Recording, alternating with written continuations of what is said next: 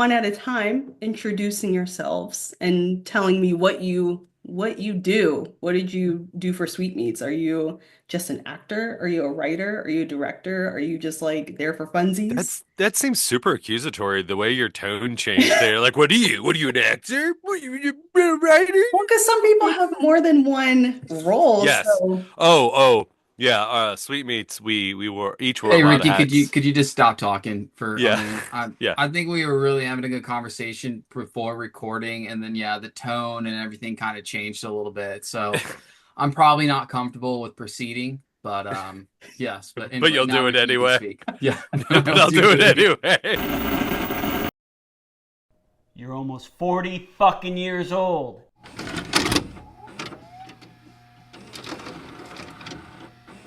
Do it anyway. Yeah. Because that is indie filmmaking. It is talking a bunch of people very early on into something, and then when push comes to shove, and it's like, oh no, these are the time commitments, and it's not really fun. Like it's fun to like put it all together and to work with each other, but the arduous nature of even indie film of like not getting a lot of takes and stuff. I'll introduce myself. I'm Ricky Glore. I'm the writer, director, and the unfortunate named star of the movie. I would argue that I am not the star, and I would say Eileen Ernest, who plays Laddie, is the secret star of Sweetmeats. And the posters are right above me, so I'm gonna keep looking up to I refer to the I have names I have of IMDb open what on we're a what screen we're just in doing here. case. Yeah. According to the poster in front of me, I'm Nick Hiance, and I was the director of photography and all around just kind of help push this thing across the finish line. Yeah, producer and definitely uncredited writer, I would say, is because Nick, famously for All Your Friends Are Dead, he's modest in Famously. this. Famously, she's seen All Your Friends Are Dead. There's one I person, have, I That's have, one. yes. and you didn't I've been hate in it. multiple rooms with multiple people watching it, so there's at least a dozen of you out there. Yeah, yeah. So Unless you're all collectively lying and pulling an Ashton Kutcher level prank on us, like some of you have, we've seen you enjoy it, so you can't fucking lie. But So, with All Your Friends Are Dead, me coming from a comedy background, there were moments in All Your Friends Are Dead that played really well with a room in a theater full of people, and they would come up to me afterwards like, "Oh, I could tell that was you. You did that. Like you wrote that because it was really funny." And I was just like, "No." Nick Hyance wrote that on the day of, was just like, what are we doing today? Oh, you're doing a scene where you're trying to clean your kitchen, but you're an addict and like you're knocking over shit. What about like instead of doing a line of Coke, you do a line of booze? Because that just immediately shows how bad off this dude just rolled out of the back of a truck, but him like somehow snorting a line of booze off of his counter, of his marble like countertop. People, that's the first real laugh any of the times I've seen it with an audience because I don't think they're sure what the tone is yet. Because we go from Yeah. man in a shower, man in a shower, me in a shower, um, to then bloody, to then back of the truck and all that. And then when that happens, there's been enough, I think, semi-comedic beats. Nick also came up with the him falling out of the back of the truck thing too. Originally, that was scripted as he's in a depressing looking, which I just rewatched the first episode of Cobra Kai. Clearly, what I wrote was stealing the Johnny he Lawrence reveal. okay, he will not stop talking about Cobra Kai. He texts me 3 or 4 times a day about it. I So cried so much while watching the finale. that's because your Can internet connection relate. dropped out and you couldn't finish it. So But anyway, that was a long way of saying that Nick gets. I all the think you laughs. get a writing credit on All Your Friends Are Dead. You should have gotten one for Sweetmeats if you didn't. Is your name on there? No, it's not. Okay, okay, yeah. Well, I took all credit for I that just double checked that. then. um, To be fair, though, both of those things happened to me in real life. Maybe not to me, but I was sitting next to somebody who spilled their drink on the bar and then really, decided to slurp it up in like no like not biggie. like not like a bar at your house, but like an Yeah, actual bar. They paid So money oh, for that drink. that's true. That's oh, true. Who am I to judge? I you're would not judge Nick anybody. motherfucking Hines as you doing a shot. What are you drinking? Oh, I'm just classically sipping on something. Slipping. into senility and Slipping alcoholism. away. Yeah. But it's so besides that, Nick and I are also the two heads of NKY Films, where we've produced and written short films, sketches. We weren't always NKY Films. I think we were originally Dirty Road Studios, and then have morphed over the years. We started in 2005 filming sketch comedy for a cable access show called The Show. We filmed a 15-minute zombie movie in Alexandria, technically Alexandria, Kentucky. Yeah, I don't think it matters. Okay, yeah. No one's gonna fact check. Be like, "Oh, fucker's lying." But anyway, so we filmed I mean, 15 technically, it minute was called a place called Claryville, Kentucky. Clareville. Okay, So, you know. behind the high school. If you know Campbell, if you're going to sightsee our like film tour, Well, there is put a this on your bus that map. goes by, we There is a bus. all our locations. So, But so we filmed that 15-minute zombie movie and had like 2 hours worth of special features. That's how into we were of like DVDs at that time of like well, this directors like is the peak of like commentaries Rodriguez. and Yeah. film schools and just all Yeah. the behind the scenes on DVDs when they were selling, 100 million in the first week of a DVD that came out. So actually, shameless plug, not that this isn't all a shameless plug, but if you go to the nky.com, you can find some of our short films there, and that zombie film Dead Woods is listed on there. It's also on our YouTube page, but yeah, so go check it out. I will hand over the conch shell to wrap that up of saying the people we worked on that movie together, we had not filmed anything in 20 years. Last Saturday or 2 Saturdays ago, we entered the 37-hour Kevin Smith Film Festival, and the one friend lives in Hawaii and he's in the Navy, gone a lot. We haven't acted together, all of us, in 20 years, the four of us, and we came up with and did a 4.5 minute short and found out that we were a finalist in the Kevin Smith 37-hour film challenge, and it was crazy how quick and easy and fun it was and weird that like we are at that 20th anniversary of Dead Woods. I can't believe we made something 20 years ago and are still doing something. That I know that's old people talk, but I mean, that's a good thing though. And I don't think I'm that far off in age from you guys, so you can include me in those that old people talk. I'm 73 today. Well, you look really good for today. 73. And then the next thing you hold up is like a syringe and you're just like doing heroin. You're like, I promised myself 30 years ago, if I made it to today, I'd do it on a podcast. People said, you're crazy. What is a podcast? And I said, you'll find out. Was human? We served him man meat! Exactly.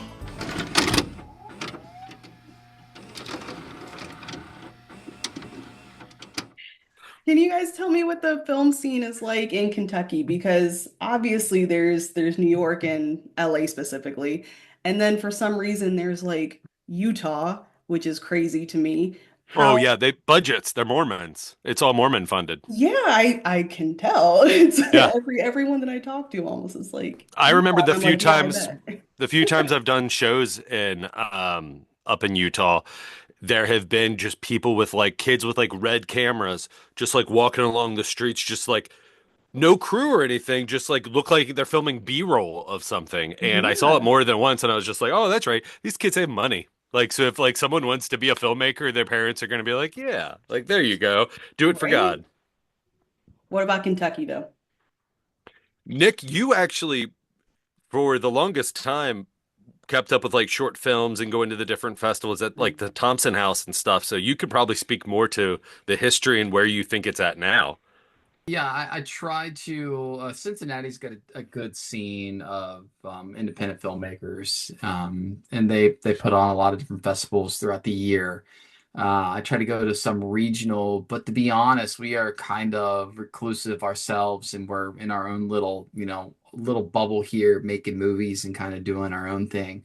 One of the exciting things for us, I think, when we did All Your Friends Are Dead, is just realizing that, we could just go rent a theater and it's like, oh, we could just show our movie and like there's just no like for a little amount of money. I think it was Oh, and hundreds of dollars. you make your money back. You're buying into it, but then you also got a return in the ticket sales.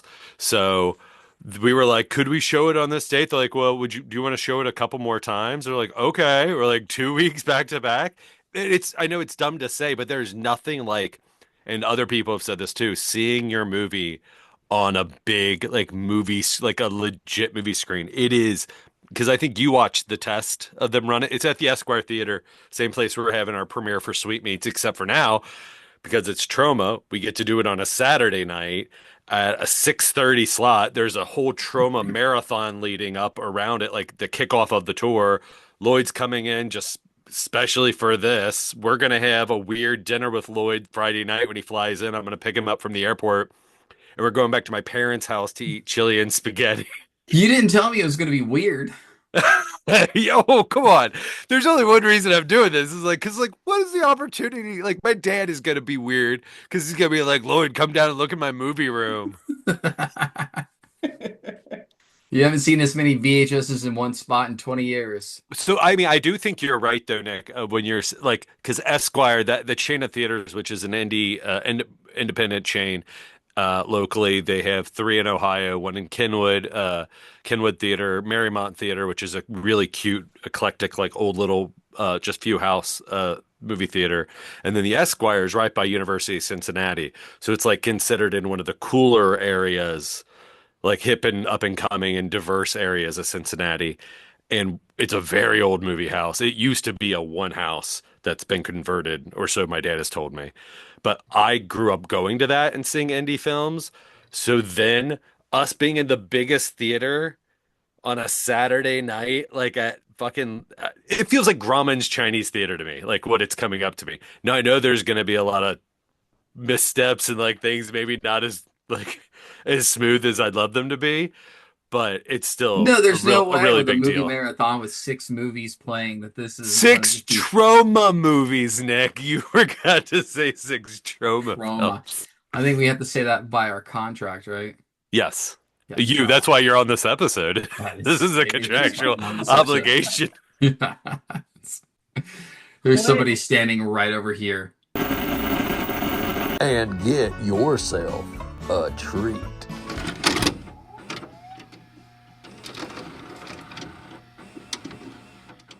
What is it like being part of the Troma crew, the Troma family now? Because that is just wild to me. Now, me personally, I actually have seen very few Troma films, but I know the name because it is that's horror. That's horror cinema. So Yeah. what's it like for you guys to like be Ex part of ex that?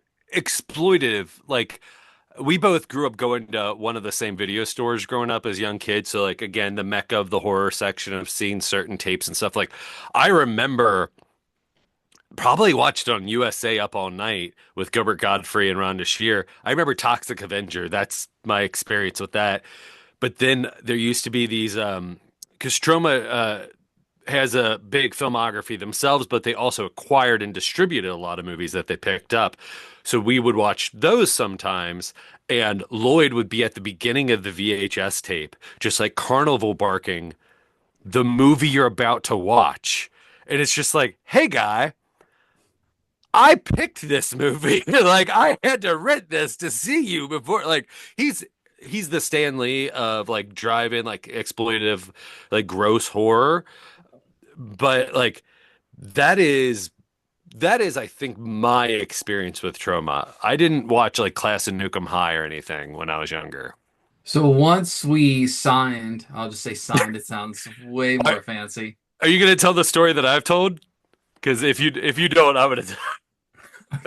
Uh, Please proceed. No, I no, forgot no, I no, was supposed to not talk. So no. Contractually obligated not to talk. No, no, no. Tell when once we signed. I Oh, was in North Carolina, I think, when we okay. were when we made the final. I don't recall where I was, but um, I remember when Kennedy was shot. I know exactly where it was. the moon landing. A couple things I Yeah. remember in my life. This not so much. No. No, I just went to the I did go back and I did watch Class in Nukem High. I did Mm, like make it I like watch like the first three Toxic Avengers. I went through and kind of got like an idea of I'd seen Toxic Avenger, but it'd been decade plus. So no, I just kind of like went back in their old catalog and watched some of their obscure stuff. And one of the cool things I think now that like we're on the inside is like, we've gotten some screeners. So we got to watch a few movies that are unreleased. So it was real fun to kind of like compare ourselves, but also like we're in the same club now. It's like when you get that fancy credit card or you get the airport lounge access and you walk in and there's like the open bar, the buffet and stuff, and you don't know how to act. So you just gotta like kind of like follow somebody else's lead and like, oh yeah, this is what we're supposed to be doing, you know? this is what humans do, and this is how humans act. Like, Hello. okay, that might just be more of a me thing in like everyday life, just like, oh yeah, But okay. like the only time, so my only worry and concern is I don't want to bait and switch the Troma crowd. Is we did a screening of Sweetmeats in New York for Troma Dance, and holy shit, it was at this like punk rock like metal bar. I don't even know what the descriptors are, and we were just so. I think one of the oldest besides Lloyd. Uh, like, and just so like not Kentucky because like big cities like we don't like we're not like scared like little field mouse, like country mouse. But we're just like, oh, and then they didn't show the movie until like 12:30 or something. And we were just like, we're so tired. Yeah, honestly, same.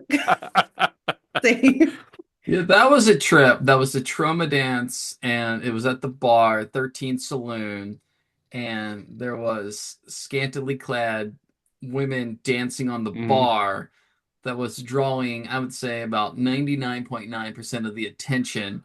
And somewhere way in the Yes. back, with like no seats, in a Yeah. room with music blaring, next door, they showed our movie screened for the first time. So. And the audience was not there. And there was a Q&A afterwards. And as soon as the movie ended, Nick said, I am leaving now. And I said, okay, I have to stay for the Q&A. Now, But now to say it was awesomely run, it's just a movie like ours that is not the best slot for There's a lot of talking. Like so to compare it to other Troma movies, I'm not saying it's like a higher echelon because we have a giant turd. I'm not saying I'm Kevin Smith, but Yeah. Well, Celia, you are a producer on the movie, so could you have a completely unbiased opinion of it with already being like tied to it? Like being on this IMDb that I'm looking at right now, like I see your name. now remember, we will send you $20. Or So is this like Disney and the supposed Rotten Tomatoes where you can't be This unbiased? depends on the question. In all honesty, it depends on the question. Mm. What did you think of Sweetmeats? I liked it. Okay. It wouldn't normally, I mean, just as I said before, I don't really seek out trauma movies, but I did like Sweetmeats because it was very funny. And I think how do I want to say this? I actually wrote it No. down because I wanted to remember to say this to you. So I Just went say and it to I your face. yes. I last night I rewatched it with the commentary track, right? Oh no. And oh yes. Rewatched it with the commentary.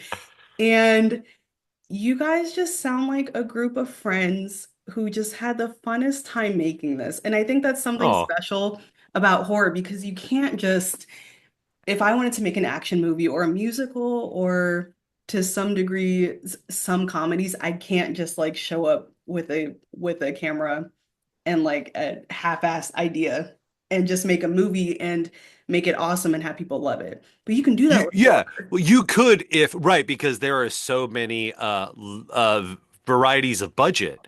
I think Yes. that with horror that there aren't like exactly what you said like action.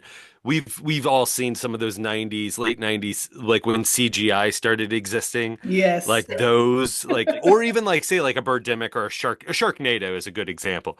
Like that has become part of the charm. But yeah, with horror, like we've seen some trauma level. That's one of the allures, and I hate to be crude, but I mean it's not crude, but there's a reason why people like amateur porn. There's a Yeah. people why people like trauma movies. I mean, for some of the same reasons of the TNA, which I've talked about before, we weren't comfortable doing, and that wasn't a directive. One of the most amazing things about trauma, which I haven't heard this from anybody else, was they're completely hands off. Mhm. I sent in the movie and got a thanks, but not to say that there weren't notes, because then I sent Lloyd the trailer, and he was just like, "Huh, I think you need to show one of the musical performances if it's a musical." So I didn't even have that. And so then it changed the whole music. I was just like, yeah, you're right. Like, thank you. Like, he's just like, not overstepping. He's like, release the trailer you would have released. But he's like, if you're calling it a musical, he's like, I think you should show some of the music or a performance. He has a point. Yeah, I mean, but it's again, that goes back to like not an excuse, but like wearing so many hats. I mean, mistakes like that get made on a much bigger budget thing. Like we mentioned Robert Rodriguez before. I just listened to his Rebel Without a Crew. He just did an audio version finally, and he does a lot of addendums to it.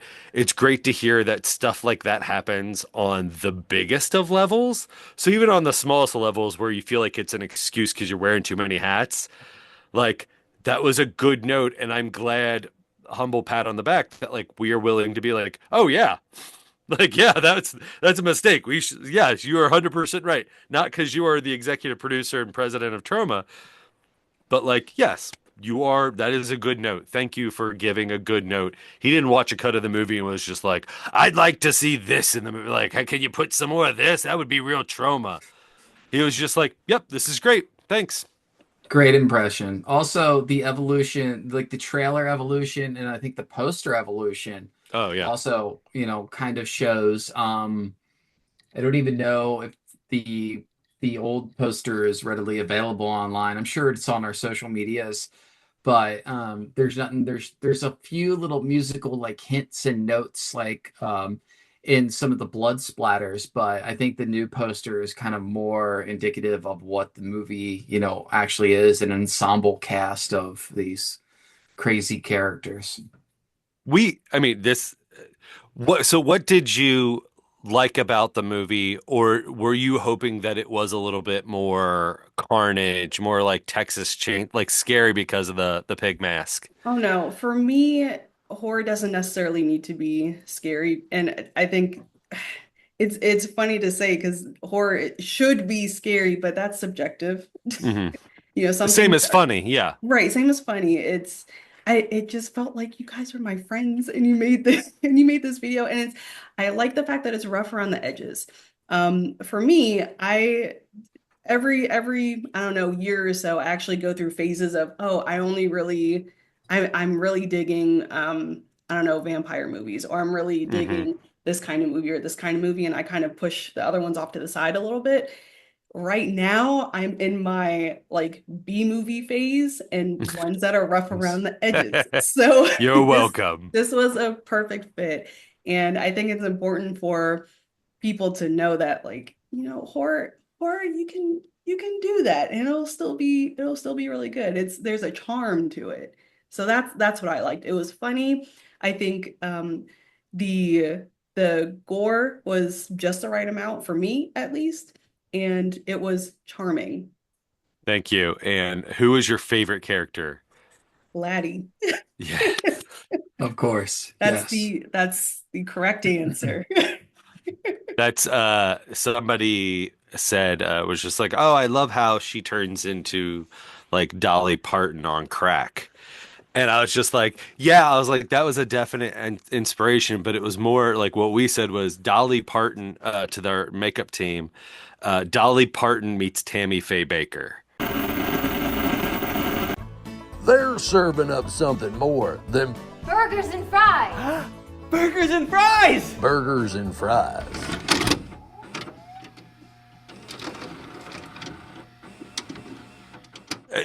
So the reason why I say it's the Laddie movie is I didn't want to be in front of the camera again because we tried a movie you were going to support. Open House was a movie that we couldn't get the funding for, and then with doing basically, which was the prequel, because I really liked Pearl, what Ty West did with Pearl, the transition from X to Pearl. I was just like, well, Sweetmeats exists in Open House. Like, it's Bobby Sweet, and that's Hardware Store Bob from All Your Friends Are Dead, who lost the eye. That's why he has an eye patch. The story is semi-autobiographical because Mike Flincham, who plays Hardware Store Bob, and Bob Sweets the third, he is the grandson of Bobby Mackey, which was integral to where we filmed Sweetmeats. So it being this like super weird Macbeth, like hillbilly South exploitation music version of that story, all that coming together, it's so crazy. I've mentioned this before, the confluence of events of like getting the restaurant. Like we had the restaurant from Open House because we were going to film like on one day these commercials that existed throughout Open House of Sweetmeats. So our other producer, Chris Morris, he had the connection to the restaurant. And I was like, okay, now that we've pivoted to Sweetmeats, and Nick's just like, what the fuck is Sweetmeats? He's like, we just canceled this other movie. And I'm like, no, no, no, no, no. You know, I got I'm it. still saying that today. So, prior to the filming and after post production, I'm what the fuck is Sweetmeats? No, you know what? I'd like to give some advice to, Don't do Ricky. business with Ricky. Yeah, just anybody If out he there. tries to talk you into anything, because he's good at it. His next Kickstarter, do not support. No, so filming at Bobby Mackey's, it reminds me so on All Your Friends Are Dead, one of our get locations was a police interrogation room. Okay. At And the this, end of the movie. And it yeah. was filmed in a real police interrogation room. And it looks like we filmed it in a closet because it was a closet. But we were actually in a police station. This is where they interrogate people. This is where we were. And so they kind of reminded me, of we filmed at Bobby Mackey's. We filmed in the basement. So we have this great upstairs, huge bar, big stage, atmosphere for decades of just character. And we're like, did not film a frame upstairs. So we're just in this random basement that looks like anybody's random basement. And so that would be my advice. I think we saved ourselves a little bit having the restaurant just because it oozed, that 70s kind of diner vibe. Oh, don't get him wrong though. He's saying that like missed opportunity of the upstairs of Bobby Mackey's, which you can see in our short film Roadkill. You can see a lot of it, not the stage area, but which I think Nick beautifully shot some of the weird old. Thank God we got that on camera. Like some of just the weird old paneling that like takes you back to time travel, being like, I bet you not cool things happened in this space. Like, I don't know what, but in like Wilder, Kentucky, in this honky tonk, I think some not cool juju. It like a little bit of the haunted feel, but upstairs, but downstairs, we didn't set decorate a goddamn thing. Like, we just couldn't. We used what we had. So like we didn't light anything. So like the lighting in the basement, except for a tiny, tiny box light that was inside the meat grinder for a couple scenes that we kept on repositioning for different angles. We didn't have time to do it because you don't have time to do that many takes or to really set it up. So then what I always say is like the level of filmmaking we do as a puzzle, like we don't get precious about anything because then we know in editing that's the next step of putting together this puzzle is just being like, all right, what are the pieces? These are the pieces. All right. And it's weirdly, and I don't know if you felt this way, Nick, because I think it took after the edit for you to see kind of the ultimate flow. But it's crazy to me how pretty similar the script to the final film is. Like, even though we know there's the evolution of like the banana story, some certain things that Eileen came up with, different little sight gags of like pulling the guitar, like the familial. One of my favorite things is the familial sight gag that ties Jerry, Laddie, and their dad, Nick. The eyebrows. Oh, the eyebrows. Yeah, the eyebrows in the town. That was a real choice. We were like, let's do it with everybody. And they're like, you sure? And I'm like, no, but yes. Yes. I was like, this is a weird like Whoville because it's a Golden Leaf book. It's a fairy tale. So Hey, just for the record, Your character, did he have eyebrows? Yes, a little Oh, bit, not yeah, as right, much. right. So Yeah, I the was the first director one who made a got made up. choice. All the other people had to get big, gigantic Oh, unibrows. go back and watch our first short film, Dead Woods. My character, I was much heavier, but was wearing a t-shirt and shorts while everyone else was wearing long sleeve costumes. Co costumes. I like that you refer to them as We went to costumes and not Goodwill. We went not to what we were the wearing that village. day. We went to the Alexandria or whatever village, Newport Village. Yeah. But to anyway, so the not having the set deck, like in doing all that, we obviously had an eye for it because, like, the stage, one of the reasons why we didn't use the infamous stage Bobby Mackey's is because it says Bobby Mackey's big old logo up on the stage. And it's just like, okay, so if we say this is Bobby Mackey, but his character is Bobby Sweet, is there anything weird about that, that it's not like maybe referenced to or something? And like, Nick smartly, again, for this film, we had in the open narration during the Legend of Bobby Sweet song, I made a self-deprecating joke that it takes place in 1978, but please turn a blind eye to all the anachronisms. And then a cartoon drawing appears of all the things that I like that we knew were not in 1978 that we couldn't, like the credit card machine and stuff. Because again, we watched it over 1,000 times. No matter how many times I put a mustard bottle in front of the credit card machine, which Nick's like, why is there mustard bottles fucking everywhere? And I'm like, it's to block stuff. Yeah. To be fair, I in my head I knew it was supposed to be in the 70s, but like that didn't even register that hey, that's not supposed to be there. So We Because fight. you're okay. smartly though, Nick was like, well, I don't want to make that joke. He's like, I don't want to call it out because I don't think people are necessarily pick it up because it's a kid's book. And I was just like, oh, you're like, isn't there a way we just can get rid of that? I was like, fuck yeah. I was like, we get rid of it. And exactly what you just said, it's a kid's book. Like it's a fairy tale anyway. At the end of the day, it's Princess Bride. Like this isn't necessarily what happened. Is the Taylor Swift Golden Leaf book or Dolly Parton Golden Leaf book or I'm sure Kenny Rogers Golden Leaf book, like, is it exactly how it happened? No. I mean, I'm sure it doesn't involve cannibalism. but Maybe. but anyway, Laddie, long story short, like the familial, they each hide things. So Laddie, during her one speech, she's like, you could be the Burger King. Elvis Presley meets the Burger King, pulls out a crown from who knows where. Nick, their dad, pulls out the contract, the bottle of whiskey, and his bag out of an area magically, like Mary Poppins. And then Jerry at the end, once that final song from Bobby, pulls out a guitar from the same area. So even if that family has nothing in common, they do share that one sight gag joke. Did you guys see any ghosts at Bobby Mackey's? Ever? You've been there way more times than I have. Yeah, so when we were filming, there was one point where I'm down in the basement with all the gear, and everybody else had went upstairs to have a pizza party. And I was Unbeknownst to me. sad. I had to We get this did. in. Mike Flincham, Bobby Mackey's grandson, bought everybody pizza to make everyone happy. He was being a really good producer besides getting us Bobby Mackey's. And then I think I was up there talking to someone saying goodbye, and then I joined in the pizza party. And it was like an hour later. And Nixon cleaned it up and like putting everything away. Okay, so I'm down in the basement by myself while everybody else is having a pizza party, unbeknownst to me. And they're all walking around, and the place is no longer standing, but it was 1,000 years old. So it's just Yeah. creaky. The floor is just creaking, and it's like the shadows and just like all the stuff in the basement. I'm just kind of like, was that light on in the back?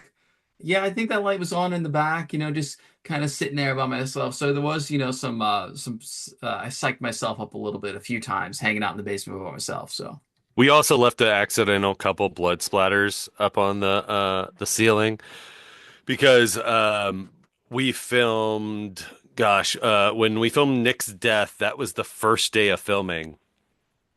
And that the was with father Nick and of the Eileen. story. Yeah, Nick Gordon. Not all so many fucking Nicks. If you look through the credits, besides my name appearing 50 times, the other name is Nick. Because there's Nick Vitus, there's Nick Hiance, there's Nick Greystone, there's there's Nick. But that blood hitting that there, and then when we were doing the tongue pulling out, the people, because they were running tours of the basement, haunted tours at that time. They're like, "Hey, we saw that there was blood splatters on the ceiling, and that there was tongues laying in the seance room where we kind of shot where the people were held and chained up." And we were like, "Oh shit, like sorry, do you want?" And they're like, "No, it helps so much. We don't even call attention to it, but people walking through are like, you see that? You see what's that?" Oh my God. I don't know if that's ethical, but I'm not them, so they do them. Question about the pig mask. Why pigs? Is it because they're close to people? Why pigs? I would say it's probably a Motel Hell homage where he wears the giant pig head, which going back and watching that, I don't love it as much as I did when I was a kid, but I do appreciate more the ahead of its time satire of a genre that had just kind of kicked off. It's crazy to be that referential so quickly. It's kind of like Slumber Party Massacre if you go back and watch that. It's very referential of a genre that just got big. Um, but the pig mask where wears the giant pig head, and I was looking up different variations of a pig mask because I didn't want to just do the pig head because I want it to be practical. Like, if the restaurant, we never get into this, but if the restaurant says their lore is like Arby's, like we cut the beef. We cut the beef. We cut the beef in the back. Like we cut the beef in front of you. Like you can see the like that used to be Arby's thing where you're like, that's not roast beef. Like I've never seen roast beef anywhere else that like looks like that. If you know Arby's, the roast beef restaurant, um, Oh, trust me, I love Arby's. I know they have the meats. I love they Arby's. They but the so meats. Jersey Mike's, I think, is kind of that way too, where it's the more elevated Subway, because originally Subway was that idea. Like, again, there's a lot of stuff we don't explore in the movie that is kind of there, but we didn't end up highlighting it as much because we didn't think on the budget that we had at the time we should waste on kind of making these more poignant like satirical jokes on like corporate fast food or whatever the evolution. So we like have a couple scenes there where Eileen rattles off a ton of information and everything she says ends up kind of coming to fruition. So whatever she says in those speeches probably is what is going to be how things end up being. The devil is a woman I know and know, for the good Lord told me so. For the good Lord told me so.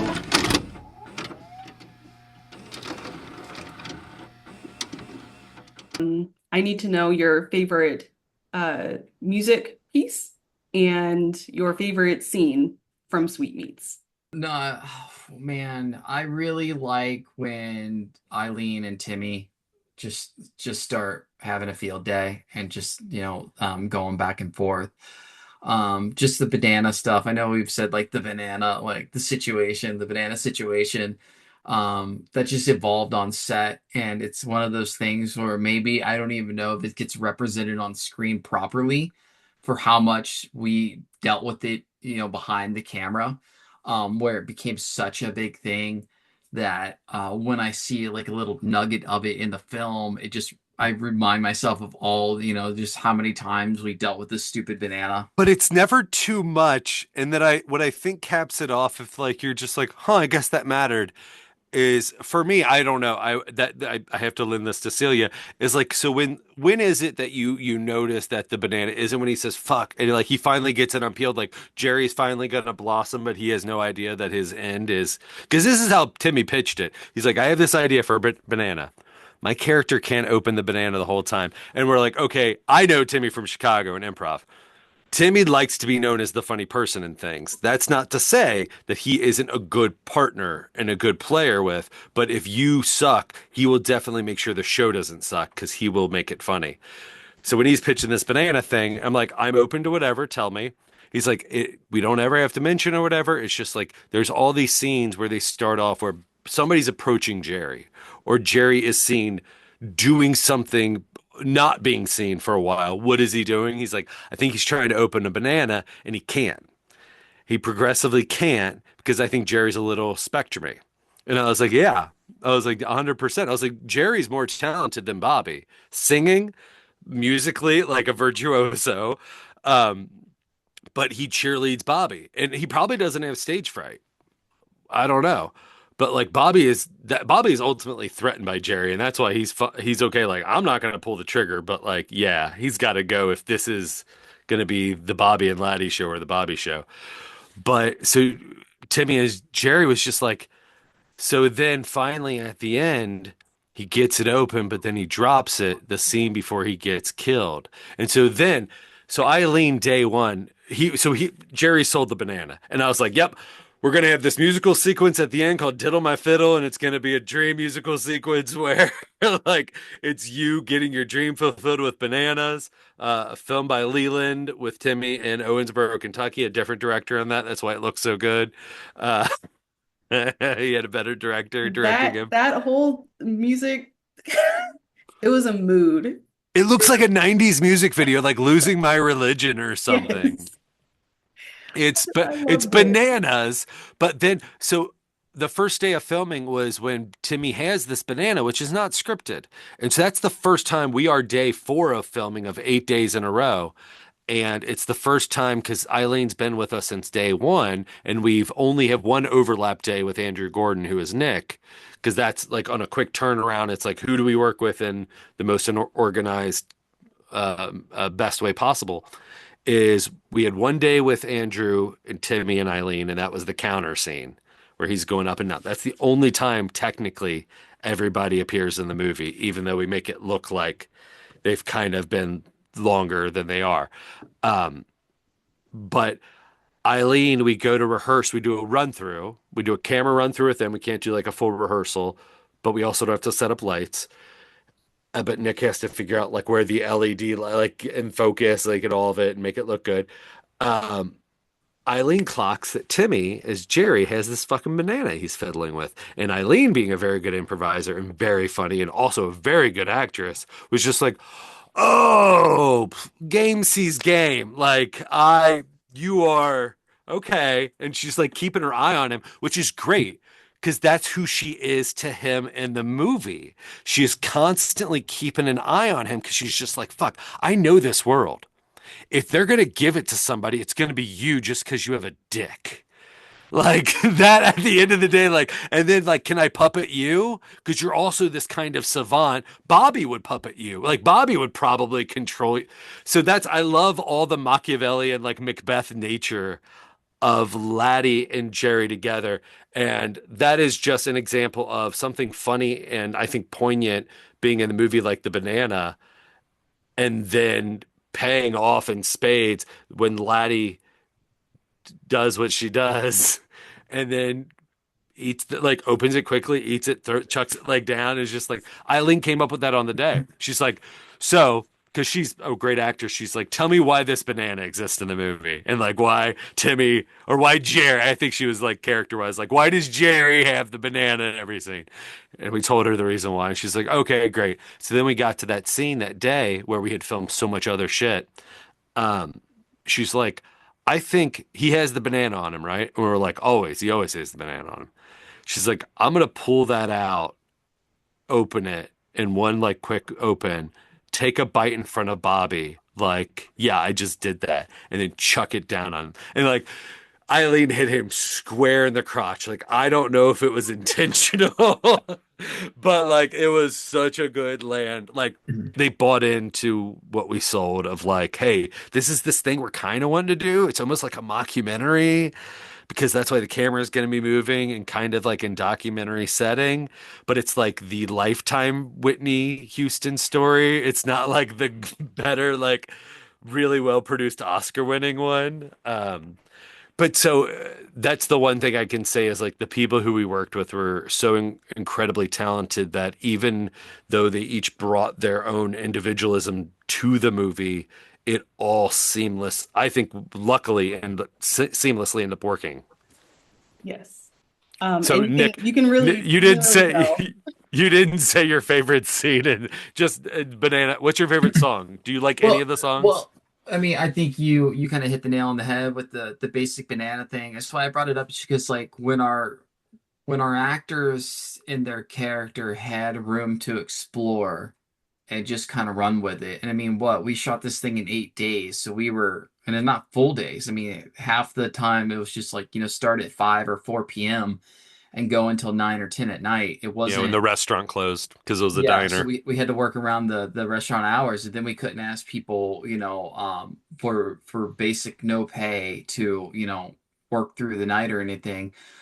So I just really enjoyed, giving them some time to explore on that really tight schedule, just make sure we got what we needed, or if we weren't verbatim getting the lines, that we were making sure that we were getting, the scene down, and just how we were able to work together to know that, like, okay, like we know this is going to cut over the here, they're going to say this, they did these three things which negates this line, and then we Hmm. can move on. We were uh editing. We were editing. I think that again, that Rodriguez just having finished Rebel Without a Crew.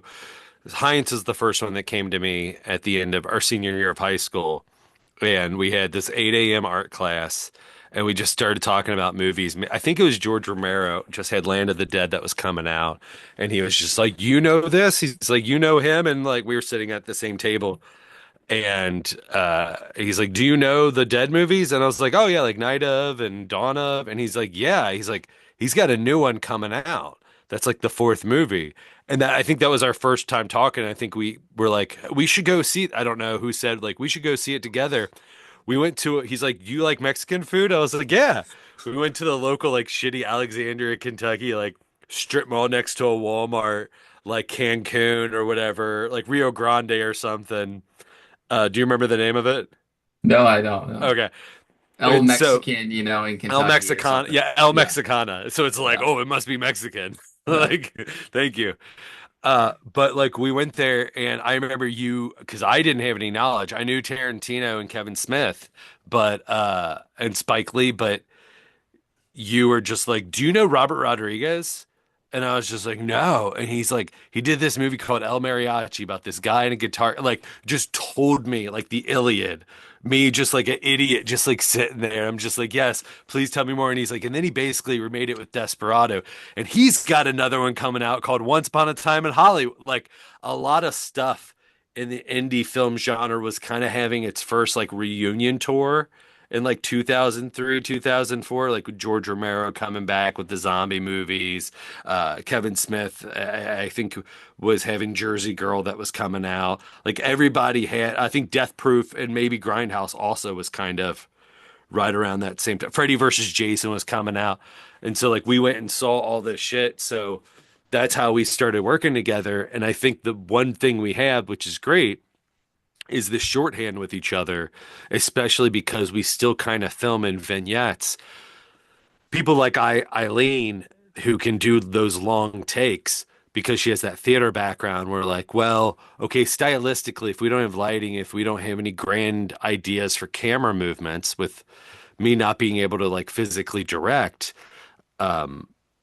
maybe we lean into the theatricality of it all and we see if we can get some good takes with, I mean, because all I do, I have to just listen to Laddie in those scenes, in those like diner scenes where she's leading me through, like, this is what we're gonna do, and this is what's gonna happen, Bobby. Like, Hyatt's when we were editing, it was just like, he was just like, he's like, I did not do this on purpose when filming, being behind the camera, like being basically the person behind the monitor. We also had Trace, who was our script supervisor and assistant director, who was phenomenal and kept us on pace, questioned us for good things and bad things. So we got to be sure at the decisions we were making.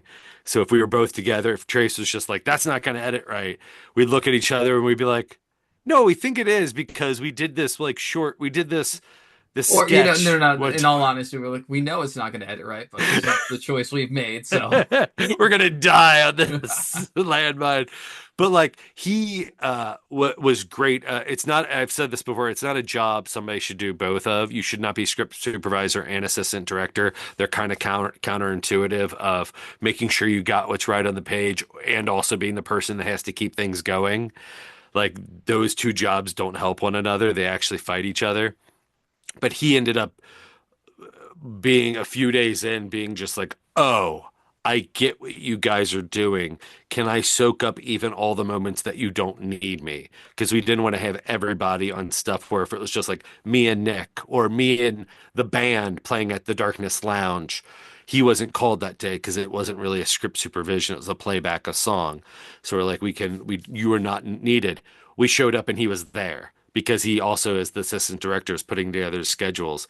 And we were like, "Hey man," we're like, you don't have to be here. You were here with us, 2 hours ago for like 6 hours at the restaurant on a Sunday or whatever. Like, you're not needed for this." And he's just like, "No, So it's helping me figure out the movie. Like everything I see, he's like, I'm getting it more and more." So that means we're not good at explaining things, maybe always at the jump, but and partly that had to do because when we were at Darkness filming a lot of those band scenes, we did have an open bar tab going. So a lot of the people who were working with us during the restaurant didn't need to be at Darkness, but somehow just showed up magically and wanted to hang out for a couple hours. yeah, because the band, I mean, so that band that was behind us was a band that plays sometimes, and they didn't play on the tracks and music except Nick Vitus, who plays the bass, who's the bald guy with the glasses. But Owns a that restaurant band, too. yeah, owns Nick's restaurant, and he plays on a lot of the songs. But he got these guys together, and we played back the songs like twice, and the band members are so good that they were just like, "Yeah, we know how to play this accurately." Like your singing might be off, but like we will play this. Like it'll look like we know what the songs are by hearing it twice. Is there anything that got left on the cutting room floor that like you wish? Oh, no. No. Which, no. Well, I mean, do I wish it was better? I'll let Nick tell this. Yeah, no, there's hours of footage on the cutting room floor, and it's of Ricky doing nothing, and it's just him needing to react to anything that's being said. So we just have to go through hours of footage until we find like one little movement or one little like just jaw drop, and it's like, okay, we're gonna take that 2 seconds and we're gonna put that in the film because this other 45 minutes you just stood there. So that counter scene, first day at Timmy. Uh, Eileen's like, all right, what's the setup? What's the take? Is this the wide of all of us? It's because we called it like the army setup, like the drill sergeant, like going back and forth, their dad. And she's like, okay, so Nick, who's Andrew Gordon, their dad, he's going to be going over to there by the door there. That's his spot. We're picking it up from here, blah, blah, blah. Timmy, you're going to be up on the counter with the banana. Okay, I got you. Ricky, are you sitting there slack-jawed while everybody else has dialogue and like has heavy lifting? Like, great, yep, moving along. And I was like, by design, I don't want to be on camera. As you know, I would like to become a country music star.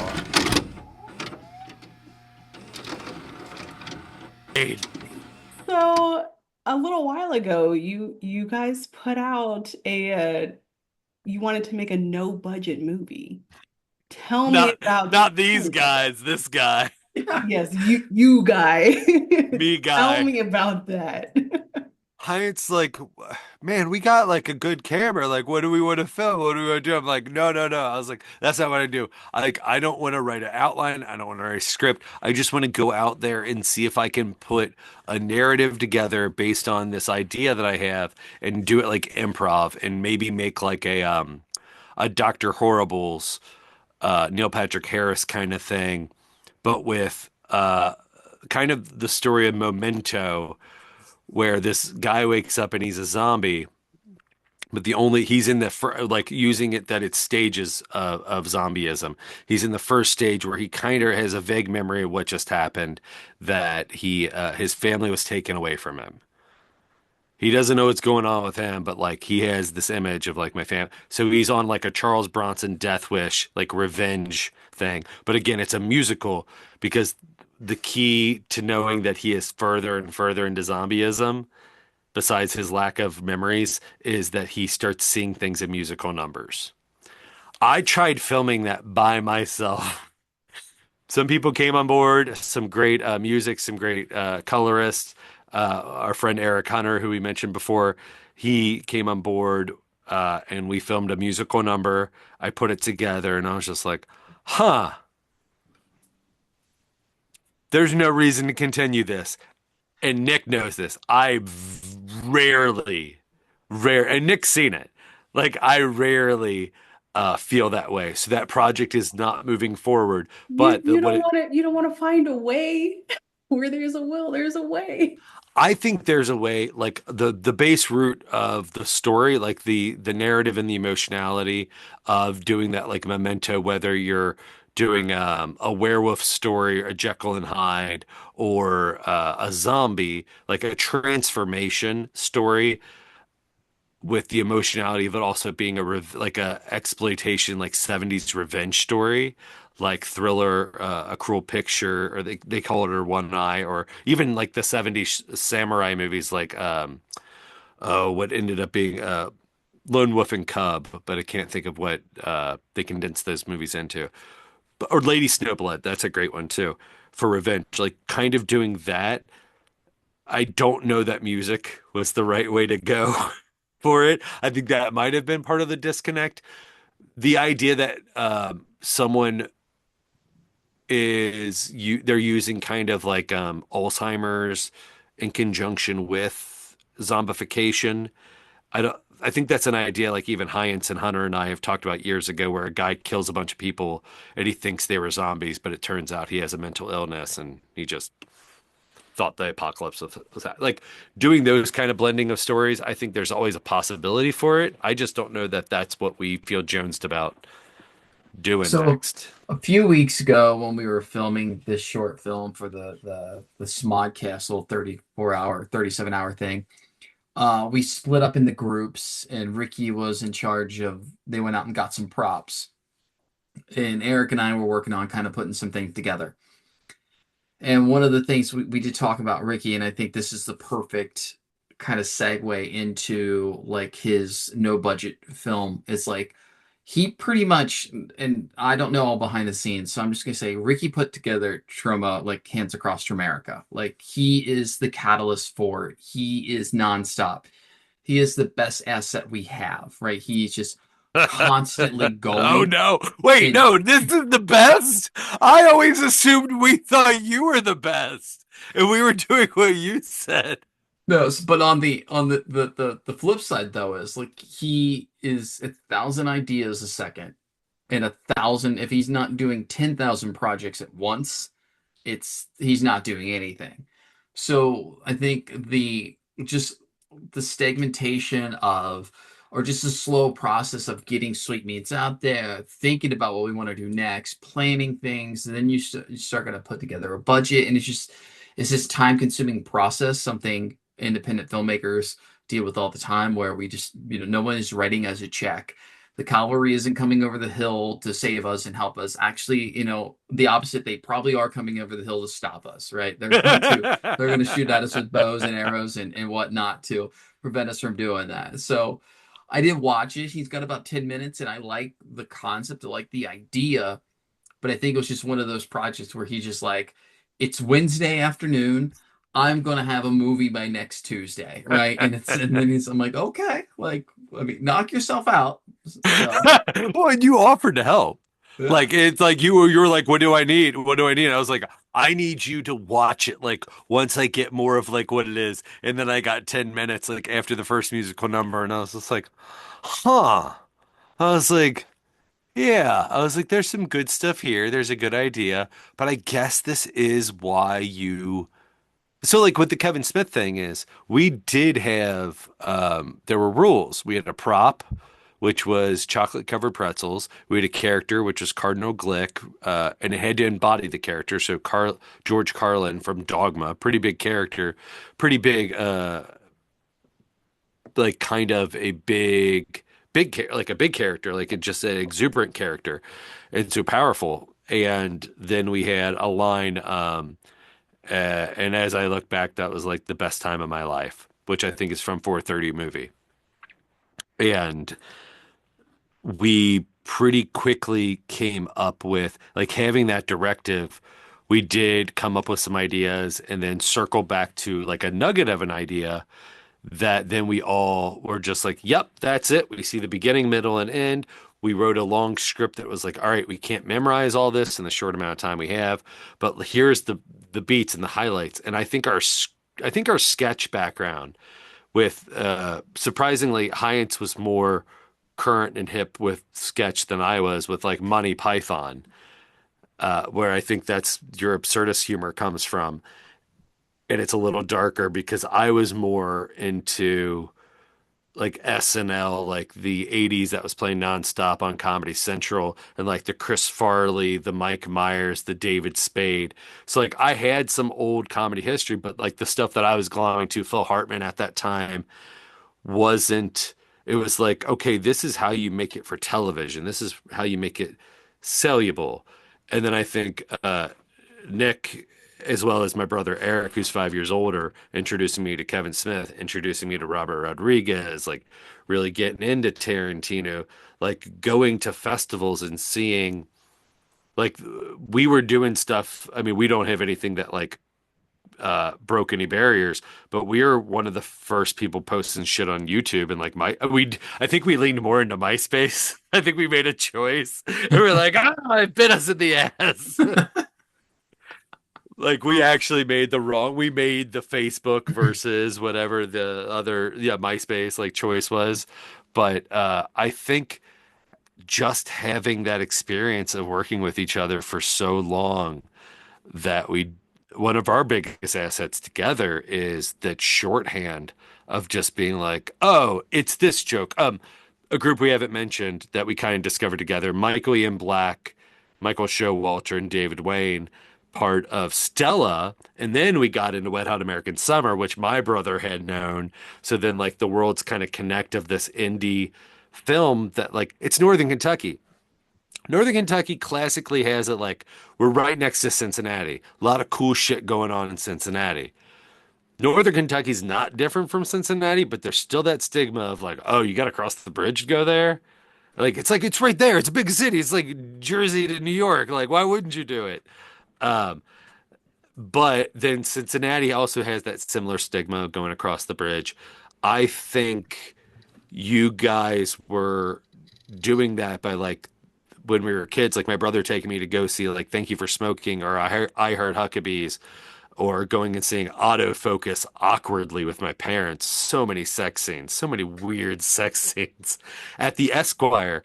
So when All Your Friends Are Dead played in that first theater at the Esquire, I was like, I saw autofocus with my parents in this theater in 1998 inappropriately. I was like, it's amazing our movie's showing here.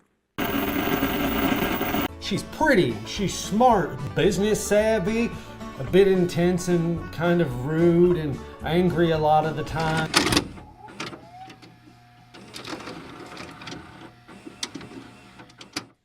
Where does Sweetmeats go from here? Please tell me it includes open house because I've had my fingers and toes crossed that it will rise again like a phoenix. Please give me Hey, good. hey, Nick, do we ever go back to an idea?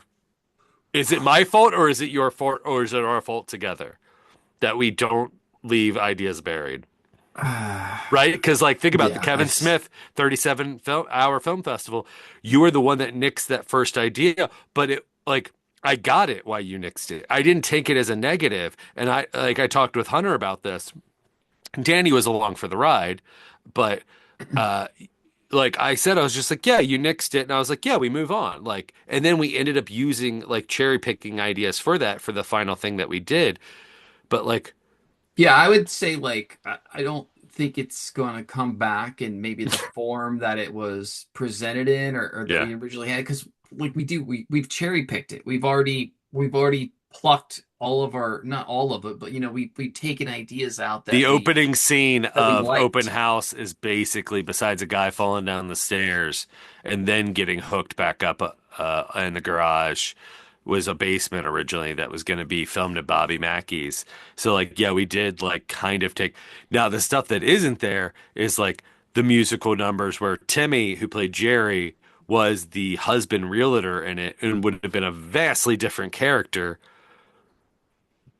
But I don't know.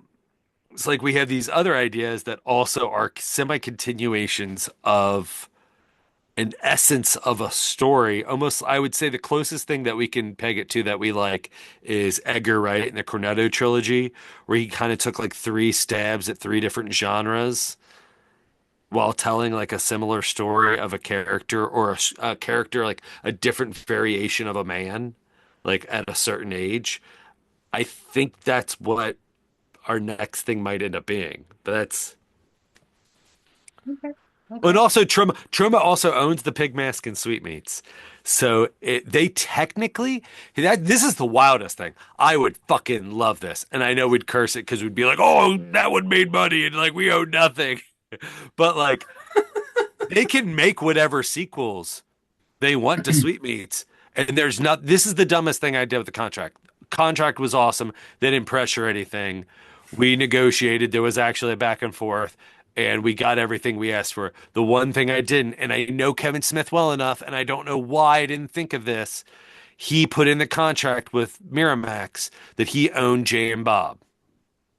Mm. I don't know why I wasn't like, we need to own the Pig Mask. I mean, I don't know why it's so big. We've messed up. That's why Nick's laughing. Well, you live and you learn. But so they could. I mean, I would love to see them do like a hostile version of Sweetmeats, but it's just the Yeah. pig mask and the butcher's coat, which to answer earlier is also like just that Jersey Mike's like mascot look, like, but it's just a little fucked up because it's also the 70s. So I have one last question, but sort of like a smaller question before that last question.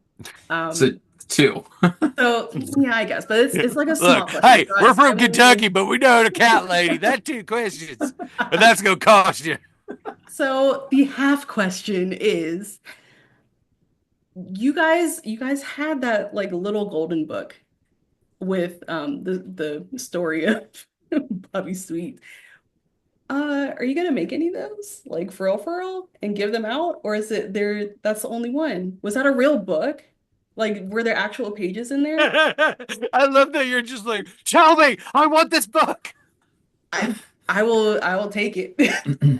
We the only I can answer this because again wearing many hats. We worked one of the producers on the film, like yourself, was KN8 Designs, which is a local printing company that we have used for different things, and I've used stand up for different things. And I just again on a whim reaching out to local businesses and stuff or anybody that kind of like had an idea who I was just like, hey, we're gonna do this movie. And this is before Troma was involved. I was like, would you want a producer credit? In return, we get X amount of dollars, your choice of printed material, because we kind of have some ideas of some stickers and some things like the logo that hangs up, which I know we fucking hate that like at the beginning when you can see the back of the painted on thing in the tub. Like we don't love that, but like again, we got that variation of that sticker from them. Yeah, they had said yes. So the Golden Book, I was just like, oh, I have Golden Books. We don't need to make a Golden Book. I can put a sticker that is the same dimensions of a Golden Book that looks like a Golden Book around like a Golden Book, and you don't have to make the book because we're going to see the artwork inside of the movie. Like we did try to do some 3D stuff of like where we go into the book and it like breaks into reality. Like we tried to do as much, but at the end of the day, it was just like, oh, this isn't going to look good enough to have here. Mason Conrad, who did the credits with Brian and Sarah Laley, who I also had done artwork with, they all put the opening title sequence together, all the interstitial artwork, as well as the Mason did the one CGI of the spinning tickets that is a meat grinder at the end. I ran into that dude buying a TV at Best Buy. Oh wow. And we just started talking. He's like, what are you watching this TV? He's like, this TV you get in, like, you watch a lot of sports? I was like, no, I was like, not one bit. I was like, a lot of indie movies, like, and I said something, something. And he's just like, oh, he's like, I'm graduating this year from the local college and I do video effects. And I was like, oh, I just finished a movie where we're looking for someone to do video effects at the end of the movie for the credits because we want to do something fun. And he was just like, here's my email address. And it was just like, all right, there we go. That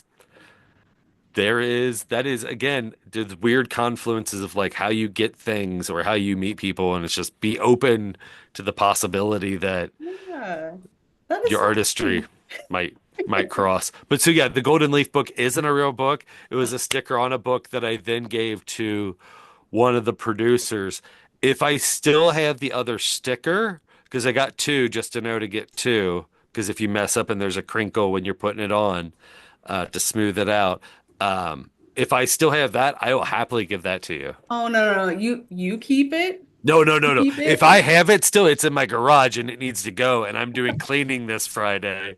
Well, look, And I'll tell you what. If you ever have like a re-release or something, think about making oh, a book to go. these. Oh, Yeah. look, because Troma owns it, it's completely up to them. But the one thing they are good at is open to suggestion. If this thing does any business, I'm gonna be like, look, please let me produce because I know the art. I mean, the artist that worked for the movie. I was like, we will make a legit golden leaf with the fucked up pages, and it will be called something else. It'll be called like turmeric branch or whatever.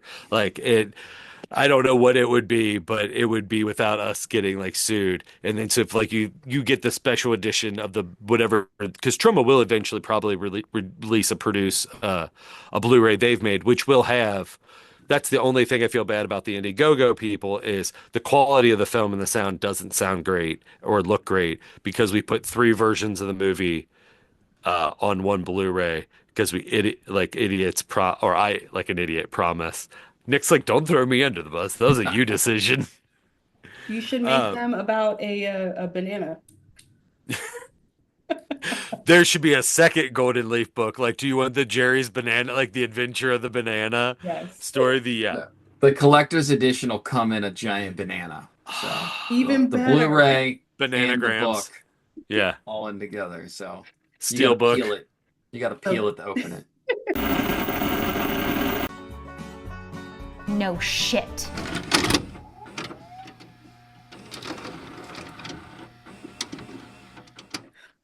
If you have any advice for any other indie filmmakers, because you guys are like big time now, what would that be?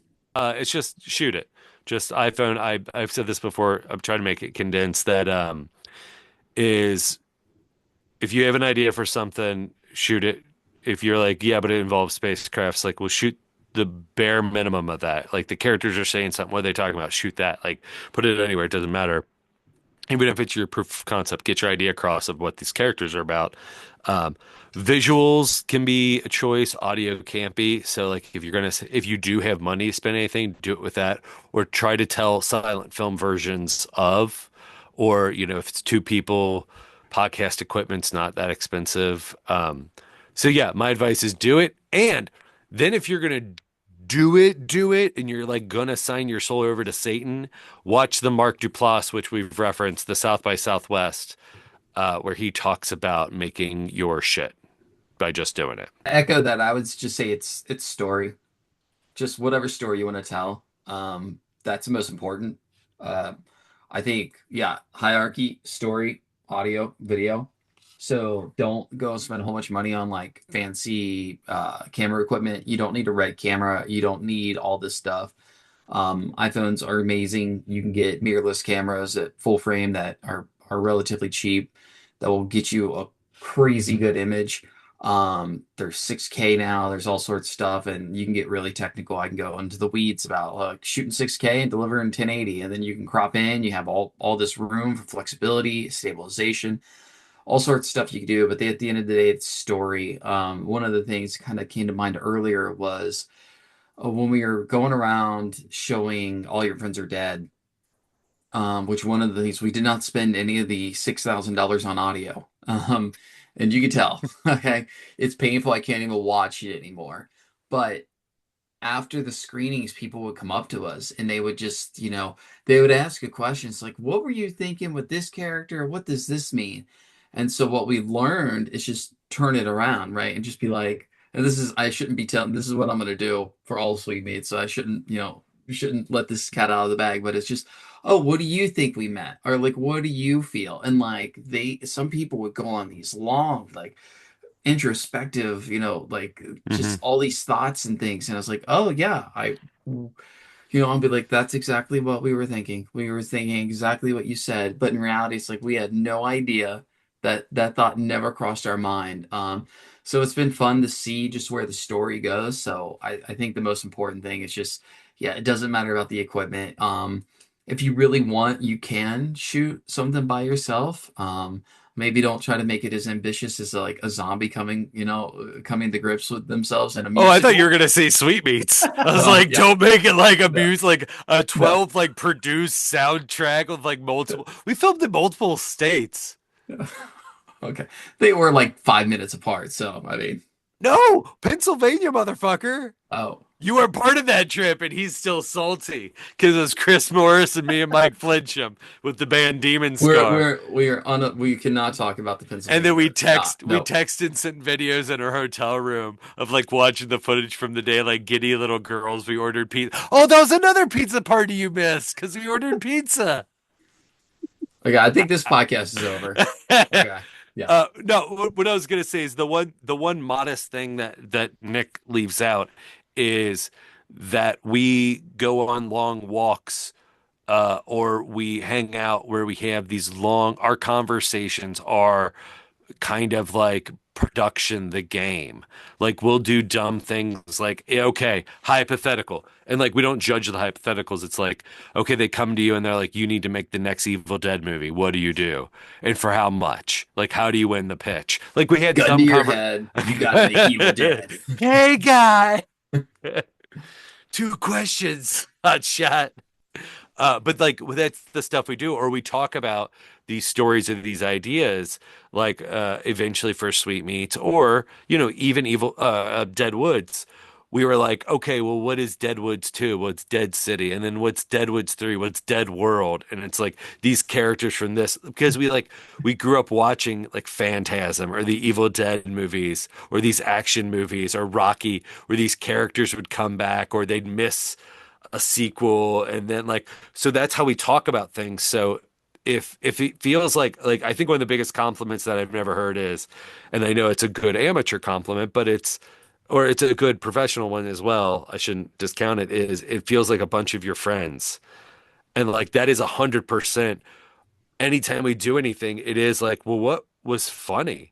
Like, what did we talk about that we were like, oh, this emotionally works? Like this character, like, yes. So whenever, like, even when we were filming Sweetmeats, surrounding yourself with people who do emotionally care about those people as well is huge. But I think like Hyatt saying like story, like, yeah, if you got a story to tell, figuring out how you're going to tell it is like the least of your concerns. Like you have the equipment.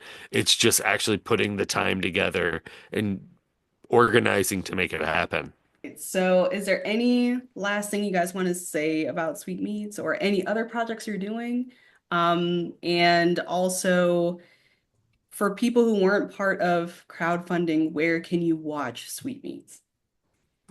Okay, I'll kick it off here a little bit. So we do try to keep our website and our social medias up to date. So thenky.com got linked to all of our social medias on there.